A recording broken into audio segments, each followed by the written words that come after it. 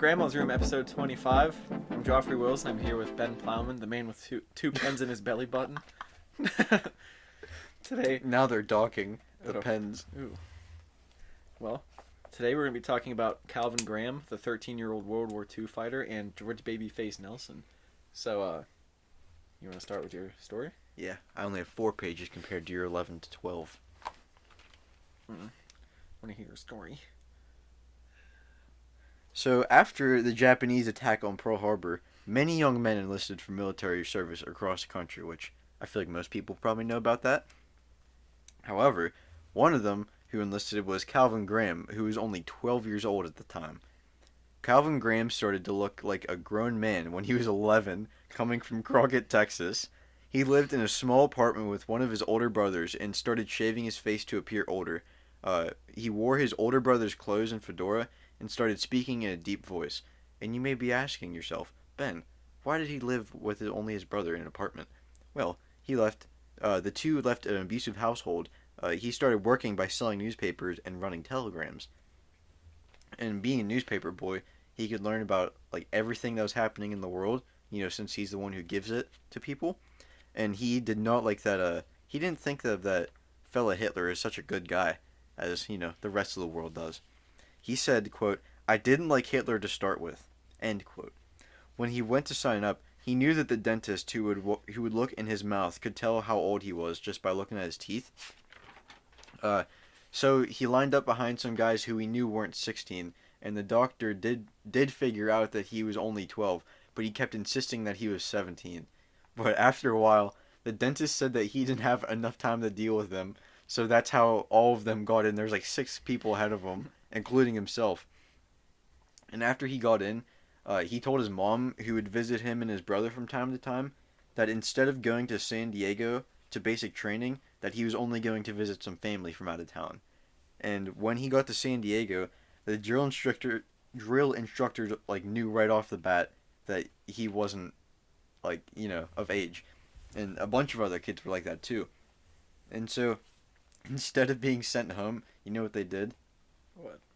They just had to run extra miles and carry heavier backpacks than the other soldiers. To kind of punish them and see if they can do it? Yeah. Well, I think just to punish them, period, for lying. I mean, if they could make it, Oh yeah. Yeah. I'm not talking down to it. It just seems funny instead of doing the responsible thing. And sending them home. Yeah. Once he passed basic training, he sailed on the USS South Dakota, which went to the South Pacific and was included in a group of ships to sail with, including the USS Enterprise and the USS Hornet. On October 26, 1942, they got into a large fight off the coast of Santa Cruz, I think it was, with the Japanese. They managed to protect the USS Enterprise, but they had lost the USS Hornet, and in the process, they shot down 26 Japanese airplanes. However, what? I said, holy shit. Yeah, no. However, a 500-pound bomb had hit the USS South Dakota, which knocked out the ship's captain. I think it said about 50 guys got injured. The captain got knocked out, and 1 guy died. And on November 14th, they got into 2 fights, where in the second one it was at night. They took 42 hits from Japanese ships. Damn. And during this battle, is that his name right, Calvin? He took shrapnel to the face and fell through 3 decks, while he was at his gun shooting. Do you know how how many feet it is between each deck? I would imagine probably 10 feet or so. It's a big fall. That's 30 feet. Yeah. For those of you not mathematically inclined. Even after he fell through the decks, though, he helped his fellow soldiers all the time while missing teeth and shrapnel embedded in his face. And it said that he would take the belts off of dead soldiers and use them as tourniquets to stop bleeding in the living soldiers, which that's just fucking heroic. Mm-hmm. No matter how old you are. He's 13 at the time. Yeah. That's insane. Dude, 13? I was still scared to talk to girls, and this guy is shooting down Japanese airplanes. The fuck, dude? That's insane. And after long, the South Dakota after its electricity came back on, from being riddled with enemy fire, the electricity came back on and limped away, despite the Japanese thinking they had sunk the ship. And from that point on, it was known as Battleship X, because they thought it went down. Mm. And the next month, the broken ship went back to Brooklyn Navy Yard, where he, along with other heroic soldiers, received the Bronze Star and the Purple Heart. And it was also at this point where his family realized where he had really been, and his mother wrote a letter to the U.S. Navy telling him that he was really only 13, which they kind of knew that anyway. Mm-hmm. So I don't see why they would really care too much unless I mean, it'd probably be like a bad look for the Navy if she wrote in and they didn't give her son back. Yeah, but Who cares? He was sent back to Texas, and this is really fucked up. He served 3 months in jail at Corpus Christi, and then he was only let out so early because the Navy asked him to be released. But they took away his medals and all the medals he had earned, and I forget what it was, but it was something about disability service or something like that. But that was stripped too. And after all this, he tried to join back up in school, but quickly dropped out. And this next part, it was the article I was reading. It was called "The Boy Who Became a World War II Veteran at 13 years old." I'm sorry. It was from the Smithsonian, and it says, quote, "He married at age 14, became a father the following year, and found work as a welder in a Houston shipyard. At 17 years old and divorced, and with no service record, Graham was about to be drafted when he enlisted in the Marine Corps. He soon broke his back in a fall, for which he received a 20% service-connected disability. The only work he could find after that was selling magazine subscriptions." So backing up to the welding in a Houston shipyard, what a fucking badass dude. Like, Mm-hmm. like that sounds like Ron Swanson type shit. Yeah, they used to be way harder than us at a much younger age. Like, our great-grandfather worked in a steel mill in Pittsburgh. After being in World War II and then joining the Marines after. Yeah. So he was in the Navy for the World War II, Marines after, which I heard his story on. I can't remember if it's true or not, but when he was in basic training in the Marines, he did something, and the drill sergeant started yelling at him, and he goes, "Can I talk to you outside?" And he goes with the drill sergeant, and like tells him off about how he was in World War II. And, I heard it differently. Okay, what'd you hear? Like, there's a couple people in the family that seem to think that he got into a fight with the drill sergeant. Okay, drill like a fist instructor. fight? Yeah, but I don't think that's. I think I don't know which one's true, but I was told like, he was wearing his belt wrong or something, and he was like, "Well, this isn't how we did it in the Navy." And like That sounds familiar. he was like, "I didn't realize that you were like actually like fighting and stuff," and like he wasn't as big of a dick to him afterwards. I think you're right. I think you're right. I don't know. I'm sorry, I didn't mean to interrupt you. No, you're fine. And then, come back to the selling magazine subscriptions. Like, how much of a fucking letdown would that be? You serve your country at 13 years old, win a Purple Heart and a Bronze Star, and then you're degraded to selling magazine subscriptions. Yeah. And then, he eventually did receive his medals back in 1978 after writing countless letters to Jimmy Carter, like saying like, "Hey," like, cause Jimmy Carter was in the Navy too. He's like, "Hey, you know what we went through. Mm. I deserve these medals," which he obviously did. Yeah. There's no denying he didn't deserve them. Yeah, especially when he was like 13 doing that. Like that is I don't know what the word is. Not bold. It is Harder bold. Than hard. Harder than hard. Yes, but that's not what I'm thinking of. What do you mean? Selfless. Oh, It's selfless. Yeah, when you're 13 years old. Yeah. He did it. And one of the reasons that he also joined was he had some older brothers out in the Navy, so they kind of influenced him to join too. But it's hard to frick core, dude. I don't know. You want to share your stuff about Babyface Nelson? Yeah, speaking of hardcore, I told you about the final fight we'll get into. Yes, you did. So even if like Depression era gangsters aren't like your thing, I would listen for because like the final battle that he got into kind of just like Whoa. it's pretty much it really like accentuates how much tougher people used to be because he wasn't military or anything. He was just like a robber. Yeah. And he's still you'll see. Okay. George Babyface Nelson. Born as Lester Joseph Gillis in Chicago, Illinois on December 6, 1908. He was the seventh child of Belgian immigrants, Joseph and Mary Gillis. He was arrested for the first time at age 7 on July 4th, 1916 for accidentally shooting his friend. Holy shit! He was sent to the state reformatory for 1 year. By 12, he was part of a gang of kids that committed petty crimes, like stealing cars. That's a petty crime? Yeah. Holy shit. And when he was 13, in 1921, he was arrested again for stealing cars and was sent to a juvenile correctional facility. So, yeah, to kind of put it in perspective, he was stealing cars at age 13 and that guy was shooting planes down. But, yeah, so he was sent to a juvenile correctional facility. And then in 1922, he was arrested and sent to St. Charles School for Boys for 18 months for another petty crime. And while he was in school, he earned the name Babyface because of how young he looked. Like, that's where he got his Babyface Nelson name.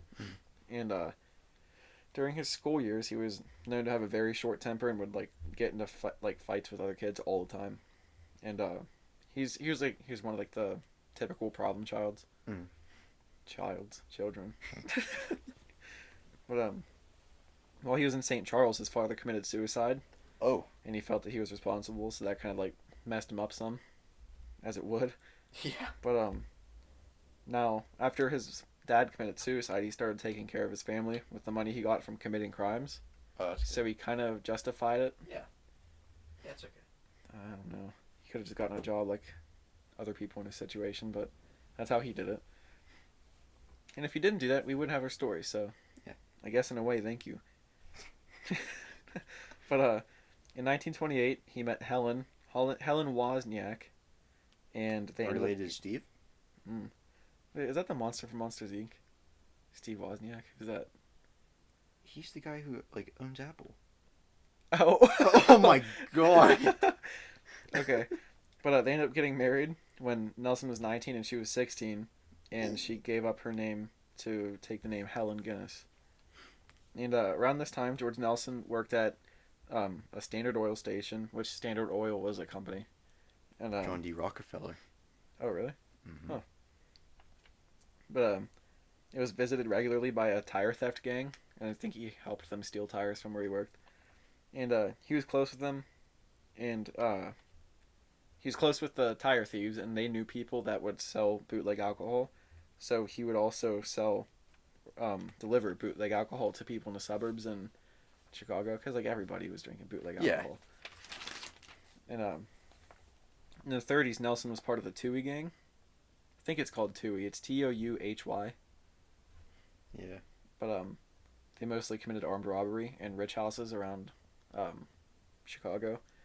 And in this gang, they earned the name the Tape Bandits because they would often use tape to tie up people that they robbed their house. Just, I guess, so they wouldn't fight back or run away. Jesus But Christ. on April 21st, 1930, Nelson robbed a Chicago bank and got he got away with $4,000, which today is $62,000-ish. Holy shit. And a month later, him and the Tape Bandits gained $25,000 from stealing jewelry from homes. And wait, back then money 25,000? Yes. Whoa. Yeah. And on October 3rd, Nelson robbed the Itasca State Bank and got away with $4,600, which is around $69,000 today. Nice. And 3 nights later, he stole Chicago Mayor Big Bill Thompson's wife's jewelry, worth about $18,000, from their house. And she said he had a baby face. He was good looking, hardly more than a boy. He had dark hair and was wearing a gray top coat and a brown felt hat turned down brim. And November 23rd, 1930, the gang was a part of a robbery gone wrong in a Summit, Illinois roadhouse and got into a shootout where 3 people were killed and 3 people were wounded. It's like they're starting to up their ante. They're Yeah. like they're starting to get violent. And 3 days later, on November 26th, Nelson robbed Waukegan, Waukegan Road Tavern and committed his first murder. The victim being stockbroker Edwin R. Thompson. And then in the winter of 1931, most of the Tate Bandit gang, including Nelson, were arrested, and he was sent to the state penitentiary in Joliet, Illinois, with a sentence of 1 year to life. So that's a big jump. Yes, that's Like, a very big gap. yeah, a gap. I couldn't find the word. But after 1 year, he was transferred to stand trial for a bank robbery in Wheaton, Illinois. And on February 17th, 1932, on his way back to Joliet, Nelson escaped from the prison guards. And, dude, back then, and like people that were like even slightly motivated to get out of prison, they were breaking out of prison constantly. I think I'll get into Dillinger breaking out of prison, but I forget if it's in my notes, but if it's not, I'll get into it. Who's Dillinger? He was another big like depression gangster, Okay. and he escaped with a wooden gun. What? Yeah, I'll tell you. I forget if it's in here. If it's not, I'll tell you. All right. But after he escaped, he fled to Reno, Nevada, and was given shelter by William Graham, who was a crime boss and gambler in Reno. Using the fake name Jimmy Johnson, Nelson went to Saulita, California, and worked with bootlegger Joe Parenti. He met Eddie Bentz, who was a known bank robber, and on August 18th, 1933, he and Nelson robbed a bank in Grand Haven, Michigan. They were all over the place, robbing banks, like Michigan, Chicago, California. Mm. And they didn't make any real money, but everyone escaped, and the robbery convinced Babyface Nelson that he needed to form his own gang. And through connections Nelson had at the Green Lantern Tavern in St. Paul, Minnesota, he recruited Homer Van Meter, Tommy Carroll, and Eddie Green. And the gang robbed First National Bank in Brainerd, Minnesota, making $32,000, which today is over $632,000. Holy fuck.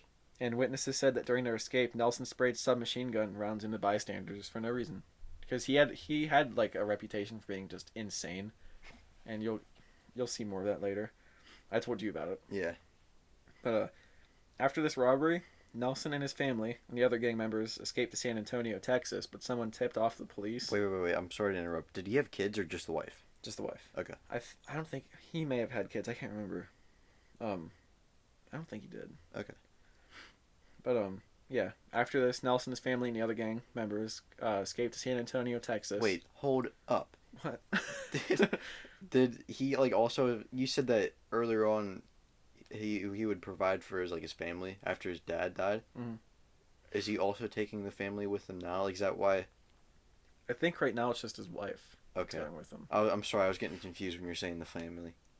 No, it's like him, his wife, and the other gang members that are. Oh, moving okay, around. okay, Yeah. okay. And they went to Texas, but someone tipped off the police, and on December 3rd, 1933, there was a shootout that left one detective dead and another wounded. So they killed their first Probably. officer. Yeah. And the gang fled the city, and Nelson and his family, his wife, Okay. fled to San Francisco. Here, Babyface recruited Fatso Negri and John Paul Chase to rob more banks. Nelson's gang supposedly funded John Dillinger's prison escape, where he used a painted wooden gun to escape. And just a side note, I heard this on a Time Suck. I told you about Time Suck, right? That podcast. He somehow got like a fake wooden gun, and he polished it with shoe polish to make it look like it was like a real gun. Mm-hmm. And he held up a guard with it and stole his gun, and then he actually used the real gun to escape. And Fuck. I'm pretty sure he just walked out the front door in the end. He just walked out. Like I'm pretty sure I think he tied guards up so they couldn't come after him. He just walked out. Where would he get the supplies for this? Where would he get rope or tape? I can't to remember. bind them? Can't remember if he locked him in a room or something, or I don't know. It's not. Locked him in the cell. Yeah, it wasn't in this story really.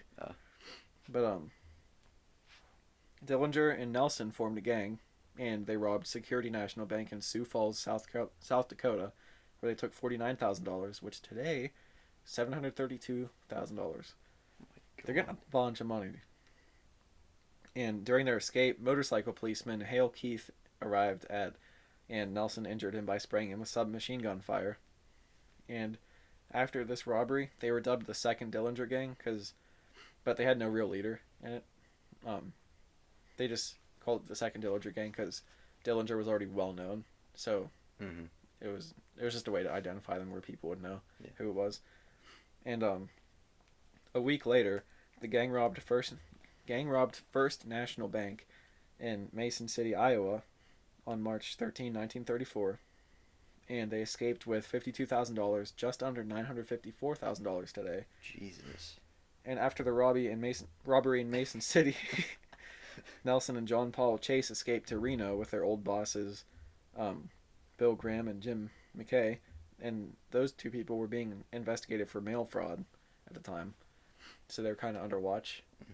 And on March 22nd, 1934, Nelson and Chase killed the chief witness in the investigation, and were said to have thrown the body down an abandoned mine shaft, though the body was never found. So they don't know it was thrown down there, but they're pretty sure.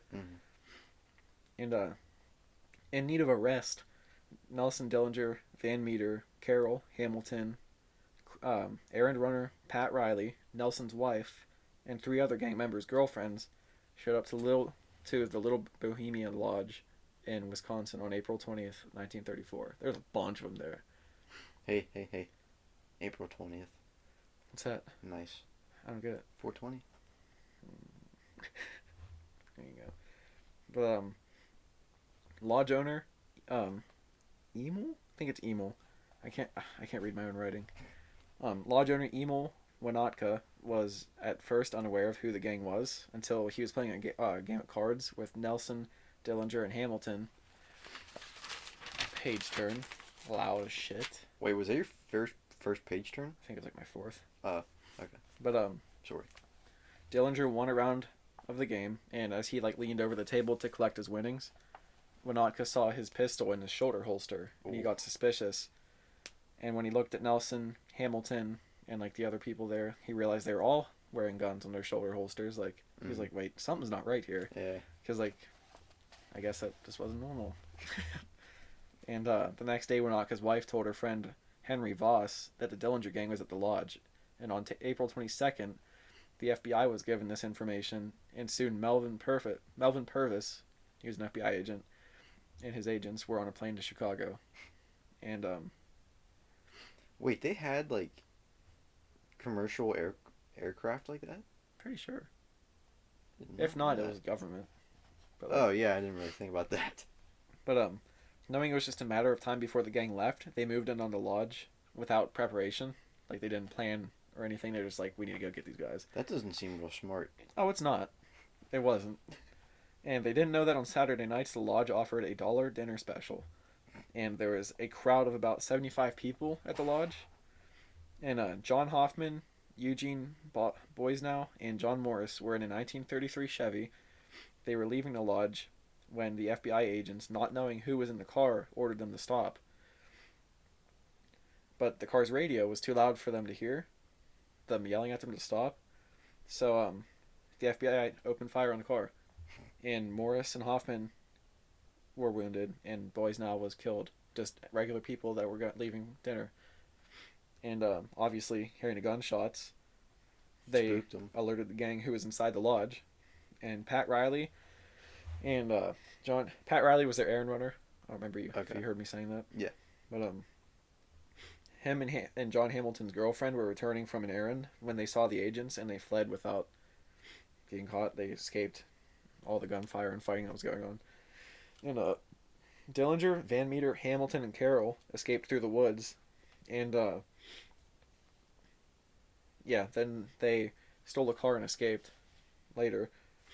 After they went through the woods, found a car, stole it, escaped. And a little bit behind them, Carroll got to Manitowish. What the fuck is this word? Close? Oh, okay. Yeah, they got to Manitowish, close to the lodge. And what the fuck did I write? Here's what it looks like I wrote. Carroll got to Manitowish Lesb to the lodge and stole stole a car to uneventfully escape to St. Paul, Minnesota. Minnesota. Yeah, dude, I'm talking a lot. Okay. I can't speak, dude. But at the time of the FBI raid, Nelson had been in the cabin next to the lodge, so he was still there. Holy He ran shit. head on to the agents and shot at Purvis, and then retreated back into the lodge when all the agents just started shooting back. Like, he ran out, shot a few shots, and there was just a hail of gunfire back at him. Holy shit. So he went back in the lodge, and then about an hour and a half later, a mile away, he kidnapped the Lang couple from their house. He found a house, kidnapped people, and made them drive him away in their car. He got mad at their car for being so slow, so he made them pull up to a house, which happened to be the house of switchboard operator Alvin Coroner. Alvin Coroner had already heard about the shootout, and when he saw their car parked outside, he called the police to report a suspicious vehicle. And Nelson then went into the house and took the coroner's hostage, too. And Winotka and his brother-in-law, George Laporte, arrived at the house with a lodge employee and an unnoticed man that was in their car. He just stayed in the car. Mm. And then he entered the house. They were also taken hostage. He's just taking people hostage left and right. And they were leaving with Winotka driving at gunpoint when a car with FBI agents, with W. Carter Baum and J. Newman, along with police officer Carl Christensen, arrived. When Nelson asked the men who they were, and they identified themselves as federal agents, Nelson just opened fire on them. He killed Baum, and he wounded Christensen and Newman severely. Baum, according to Nelson, had an easy shot on him, but when his body was found, the pistol had a safety on. So Baum, Oh my god. Baum was able to shoot Nelson and stop all the later violence, but his safety was on, so he got killed. And after he shot the agents, Nelson stole their car, and 15 miles away it got a flat tire, and when Nelson tried to change it, he got stuck in the mud. So he went back into the woods and found the Chippewa family's secluded cabin, and he stayed with them for a couple of days before he stole their car and escaped the area. And a lot of people back then sympathized with the bank robbers. It's just a side note because Like it was- Robin Hood almost. it was the Depression era. They all got fucked over by the banks, so they're like, why do we care if banks are getting stolen from? Yeah. And so he stayed with them for a few days, and then Nelson's wife Helen and two other gang members' girlfriends, who were caught in the lodge after being interrogated by the FBI, were released on parole after being convicted on harboring charges. And Nelson had been identified as part of the Dillinger gang for a couple weeks now, and after he killed Baum on the night of the lodge raid, he became a high priority target of the FBI. So now he's known. Yeah. Like, we're well known. And Hamilton, one of their gang members, was killed a day after the Little Bohemia raid when he, Dillinger, and Van Meter ran through a roadblock and a ricocheting bullet from an officer hit him in the back. And he was buried by Dillinger, Nelson, and the gang after they rendezvoused in Aurora, Illinois. On June 7th, Tommy Carroll was killed when he was trying to evade arrest, and the Nelsons went into hiding in Chicago, living in tourist camps and like car parks and everything. And they were still visiting family when possible at this point. And on June 27th, Pat Riley, the errand runner that arrived in the middle of the Little Bohemia raid, he was arrested in St. Paul, Minnesota. So their gang's getting smaller now. Mm-hmm.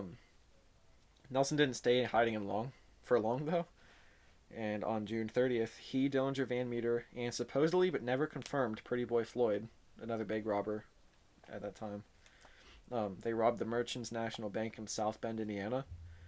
Police officer Howard Wagner was directing traffic near the bank when the robbery started, and when he responded, Van Meter, who was set up outside the bank, like as lookout, I guess, he shot and killed him. He just immediately just shot and killed him. Local jeweler Henry Berg shot Nelson in the chest during this chaos, but he was wearing a bulletproof vest, so he was fine. Nelson started shooting back at Berg, and when Berg ran back inside to escape the fire, a man in a close-by car was wounded. So there's just people getting shot left and right. They're in the middle of the street in a gunfight. Yeah. And next thing Nelson knew, he was wrestling with a teenager, Joseph Palowski, and either Nelson or Van Meter hit him with their gun, but they ended up like knocking him off Nelson, and they got away. Mm-hmm. So just there's people getting shot. Jewelers were shooting at them. Police officers were shooting, and then a teenager just attacks Nelson and gets knocked out, I guess. Then Dillinger and supposedly Pretty Boy Floyd ran out of the bank with sacks of $28,000, approximately $545,000 today, along with 3 hostages, hoping that the police wouldn't shoot towards the hostages, and they were wrong. The police fired at them and wounded 2 of the hostages and grazed Van Meter in the head. He recovered though. Oh my god. All their shit is insane, dude. Like I haven't looked yet, but I hope there's a movie. I'm sure there is. I wonder how fabricated, if it's fabricated, any of these stories are. There's a lot of this I got from like the FBI website. For real? Yeah. Damn. Never mind. But when the gang escaped and the fire between them and the police, multiple bystanders were wounded by the fire, ricocheting bullets or broken glass. So, like I said, shit's just like popping off everywhere. Mm-hmm. Glasses exploding. There's just fire going across the streets, and this is also supposedly the last robbery that the gang would conduct. Page turn again. And the manhunt for Nelson continued throughout July, and Nelson and his wife and John Paul Chase fled to California. And on July 15th, they returned to Chicago and had a reunion meeting in their favorite meeting spot. Why they had a reunion meeting is beyond me if they're being chased. But two state troopers, Fred McAllister and Gilbert Cross, interrupted their meeting, and Nelson opened fire on them with his converted machine pistol. He wounded both officers, and they all got away. So, like, I don't know what was going on. If the police were just unprepared or these people were just so good, they always got away. Yeah. It seemed seemingly some got arrested, but like Yeah. it seemed like every time they got into a gunfight, they always got away. I feel like the first one, the police were under. The Bohemia Lodge raid. Well, both times, like this time and the Bohemian one. Yeah, it just seems like they were just like, oh, they're here, let's go get them. Yeah. Instead of like making a plan. Yeah. Like then Just going wild card. wild card, bitches. But Dillinger was killed a week later. What? Heat. The furnace fucks with the sound. It's cold as Shut the fuck. door. Shut the door. We're talking.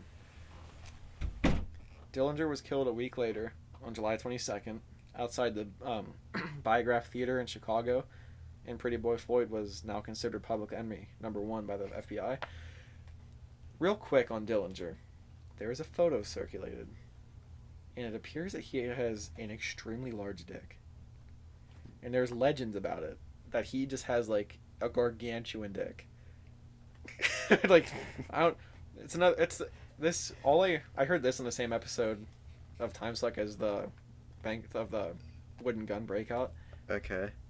But supposedly it's not real. Some people think it is. That, like, I don't know. This is the side note. What's his name? Dillinger. I think it's Henry Dillinger. I can't remember that. Oh, they said Tom. No, it's not Tom. Henry I think it's Henry Dillinger. Dillinger Okay. Cock. But Floyd, Pretty Boy Floyd. What? John Dillinger. Dillinger's legendary penis. I don't know how I forgot the first name. It's like a huge name. But do you want to go into that after the story? I'm just looking at We can- images. Okay. If you look into it, I'll keep going with the story. Pretty Boy Floyd was killed in a shootout involving Melvin Purvis from back at the Bohemian Lodge on October 22nd, 1934. Nelson was now public enemy #1, and he was the only member of the second Dillinger gang left. For months, Nelson, his wife, and Chase drifted around the country, staying in auto camps and like other, just like I wouldn't say RV camps, but like camping ground Mhm. to stay under the radar. And by the end of November, the FBI believed that they may return to a former hideout, the Lake Combe Inn in Lake Geneva, Wisconsin, for the winter. Which they were right. They were returning there. And on November 27th, FBI agents were staking it out when they did return, and they caught the agents off guard, and they escaped before any shots were fired. So this time, the police were prepared, and they didn't even get a shot off before they escaped. The fuck? It's like they didn't want to catch them. But they now had a description of the black Ford V8 and a license plate number 639578, and the agents now swarmed the area searching for them. They were like everywhere. And right outside Chicago in Barrington, Illinois, about an hour and a half away from the Lake Geneva hideout. They got into a brief but violent gun battle with FBI agents. That morning, Nelson, his wife, Helen, and Chase were heading towards Chicago in the stolen Ford that they saw them escape in. Mm-hmm. When Nelson saw a car with agents going the opposite direction, and they also noticed him. I think this is where I started telling you. Yeah. But they each started doing U-turns to try to catch each other in the middle of the highway, and Nelson wound up being the one chasing the agents. And when they caught up to the agent's car, Nelson and Chase just started firing at the agents, like on the road. And the agents, Thomas McDade and William Ryan, returned fire and sped off into a field to await the gangsters. But they stopped pursuing them, so they never got to like where they could shoot at them again. But they didn't know that a bullet hit the water pump of the car, so they were quickly losing power. Now agents Hollis and Crowley were pursuing the gangsters. They stopped at the entrance of Barrington's North Side Park, and they took cover behind their car. When the gangsters stopped, Nelson yelled at Helen, his wife, to take cover in a ditch, and the battle begun. A .45 slug from Crowley's machine gun hit Nelson, went through his liver and pancreas, like right through his stomach, and it went out his lower back, and Nelson just like leaned down beside the car for a second, and without saying a word, he exchanged guns with Chase. So at this point, he's like grievously wounded. Like there's like not really a way to come back from that. He shot through the liver and the pancreas. Chase heard Nelson complaining about the gun jamming up, so he switched it out with a .351 Winchester rifle that was modified to be automatic. Even though he's severely wounded, he broke cover, started moving towards the agents while firing at them. So like he was hit in the stomach, his gun jammed, he switched it out with an automatic, and while bleeding out, he started walking towards them, just shooting at them. He hit Crowley once in the chest and once in the stomach and knocked him over, and Hollis fired a shotgun at Nelson, hitting him in the legs and knocking him over. As Nelson stood back up, Hollis moved to better cover behind a utility pole, and as he pulled out his service pistol, Nelson shot him in the head and killed him. And then Nelson, with shotgun pellets all through his legs, shot through the stomach, he walked over to Hollis's dead body, aiming the rifle at him, and then staggered over to the agent's car and drove it to his disabled car. He loaded his new car with the guns and supplies they had in the Ford, and then Chase drove him, his wife, and Chase away. Nelson was hit in the legs 8 times by the shotgun, and his fatal 9th wound was from the slug that hit him through the stomach. And Nelson told Helen, "I'm done for," and then gave Chase directions to a safe house on Walnut Street in Wilmette, and he died in bed with his wife next to him at 7:35 p.m. Hollis was pronounced dead at the hospital, and Crowley went to surgery, but the stomach wound overcame him. It was like a similar wound to Nelson's wound. Mm-hmm. And then Chicago Telephone Company employee Carl Fiery was working on the telephone lines and saw a body wrapped in a Native American powdered blanket. He was laying in a ditch on a corner of St. Paul's Lutheran Cemetery in Stokey, Illinois. The body was later taken to Haben's funeral home, and later Helen said she wrapped his body because he always hated being cold. That's sweet. Mm-hmm. And then she wandered the streets for a few days after his death and was considered now the first female public enemy #1. Was she like actually involved with the crime? Like she was like harboring him and everything, and like she went along with all of it. Yeah. And then she was arrested and served a year in prison for harboring her husband. And then Chase was eventually also arrested and served 19 years in Alcatraz. Fuck, dude. Yeah. So that's the crazy story of Babyface Nelson. I couldn't find the penis size of John Dillinger. Is that the guy's name? Yeah. I don't know why I thought it was Henry Dillinger. But it said that his body has been or is being exhumed. Mm-hmm. Like, just to look at the penis?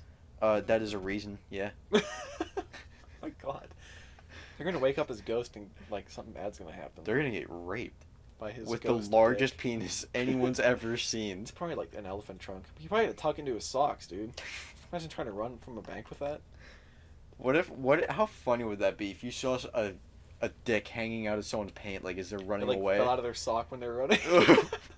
He wore crew socks today. He should have worn tube socks. How do you think he would wear Crocs? What if he wove it in and out of the holes in the Crocs? Just to keep it down. I don't know. You said you had a couple other topics too that you wrote down that you wanted to talk about. Yeah, it's just like stuff I thought about throughout the week. Nothing Okay. that has to do with these topics. Okay. And one was I was just thinking, do you think medicine will ever be to where anybody can do it? Kind of like entertainment now. How like What? entertainment. Okay, I'll elaborate. You know how entertainment used to be all like only the big businesses do it. Now everybody has technology. Like we're just making a podcast with two mics. People make millions of dollars off YouTube because they entertain people. Yeah. Do you think medicine will ever get to the point where like you could be at home, you get like like a gunshot wound like him, Okay. and do you think we'll ever have the technology and it'll just be like regular knowledge to be like, Mom, I need sewed up. I don't know. Because like you see like shit like Yeah. in sci-fi movies where like Or like the Jetsons, that kind of shit. no, I mean like there will be like Star Wars or something, like they'll just be like on the run to like bandits, and one will get shot or like hurt really bad, and it'll be like their friend stitches them up. Oh. I wonder if it'll ever be like that, where it's Like just Fallout. like yeah, like it's just regular knowledge, Like a stim pack. yeah, that I mean, but I mean like, do you think anybody I know what you mean like though. will it just be everyday knowledge to do surgery on somebody? No I clue. think that'd be pretty cool. It would be cool. I just thought about this now. How about fucking Oregon making all like hardcore drugs legal? I kind of agree with it, and I kind of don't. Survival of the fitness. Fitness. But like, I get that it could cut down on crime in a way, because it could lead to recreational use being legalized, which means what? Because it's just decriminalized now. It's not like legal to make meth and sell it.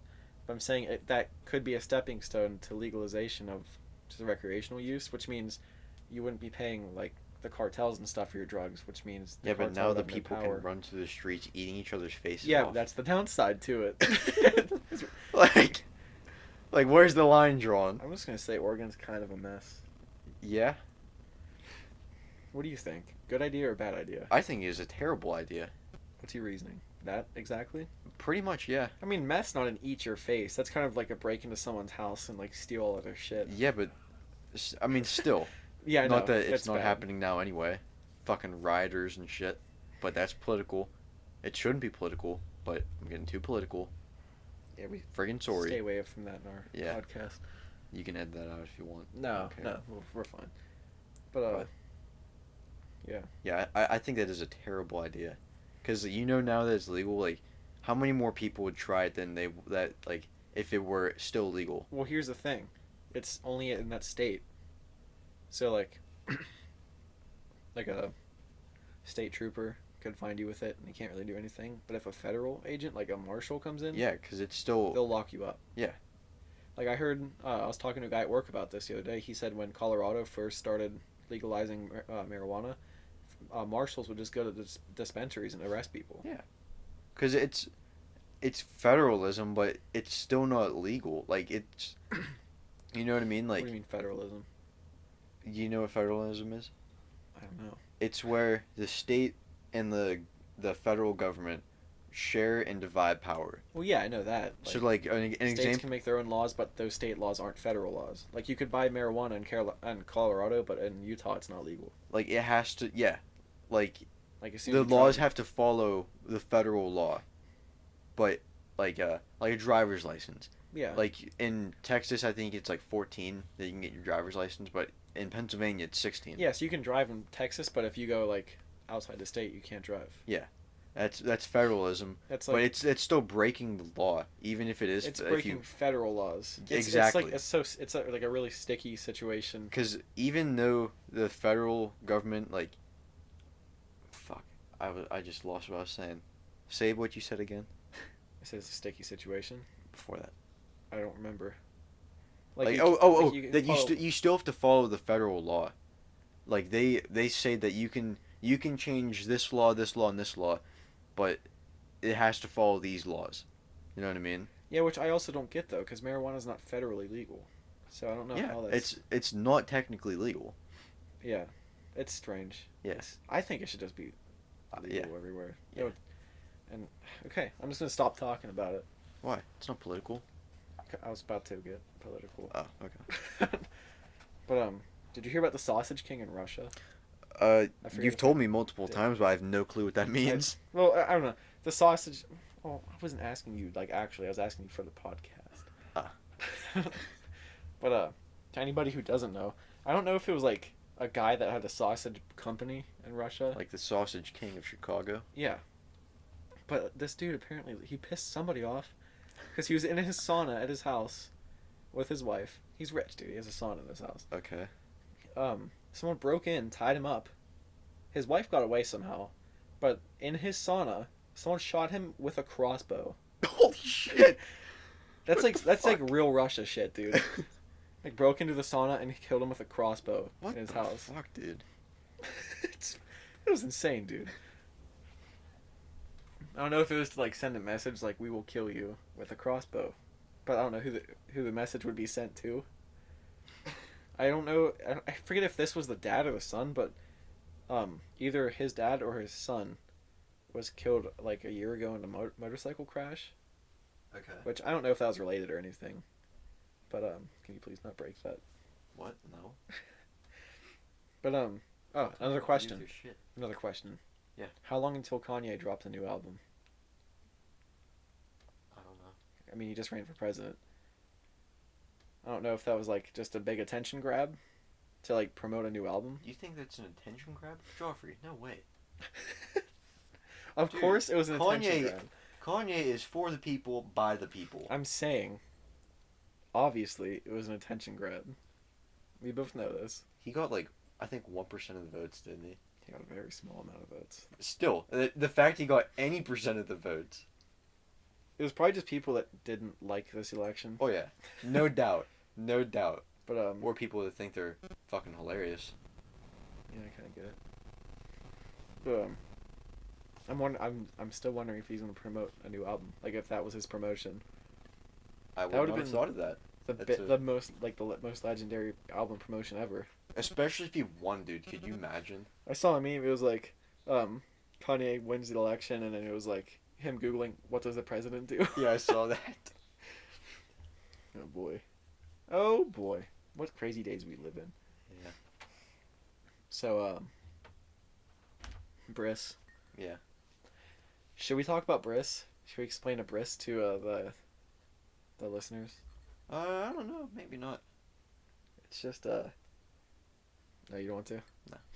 Let's look up Briss. Yeah, just If you- BRISS, like brisk Is iced it, tea. is it except two S's or one S? I would assume it is. I don't know. It's 'Cause, like, violent. miss. It's violent and It's not violent. It's just. it's pretty violent, Ben. It's not violent. What are you talking about? Do you know Bullshit. It's violent. It's just gross. it's a knife on a PP.